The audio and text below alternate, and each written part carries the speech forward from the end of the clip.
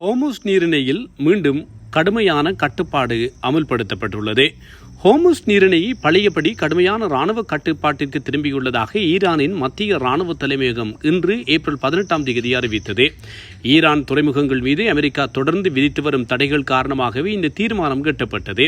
ஈரானின் அரசு ஊடகமான இஸ்லாமிய குடியரசு ஒலிபரப்பு நிறுவனம் புனித நபி அல் மத்தியின் தலைமையகத்தின் செய்தி தொடர்பாளர் வெளியிட்டதாக குறித்த அறிக்கையை பகிர்ந்திருக்கிறது.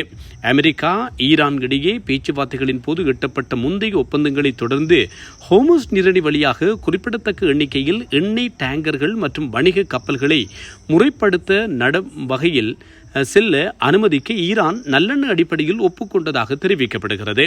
துரதிருஷ்டவசமாக வாக்குறுதிகளை மீறுவதையே வழக்கமாக கொண்ட அமெரிக்கா தடை என்று சொல்லிக்கொண்டு தொடர்ந்து கடற்கொள்ளை மற்றும் வழிப்பறி செயல்களில் ஈடுபட்டு வருகிறது.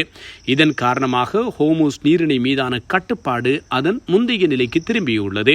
இந்த நீரிணை தற்போது ஆயுதப்படைகளின் கடுமையான நிர்வாகம் மற்றும் கட்டுப்பாட்டின் கீழ் உள்ளது. ஈரானிய கப்பல்களுக்கு முழுமையான போக்குவரத்து சுதந்திரத்தை அமெரிக்கா உறுதி செய்யும் வரை தற்போதைய நிலைமை தொடரும் என்று அந்த செய்தி அறிக்கையில் குறிப்பிடப்பட்டுள்ளது.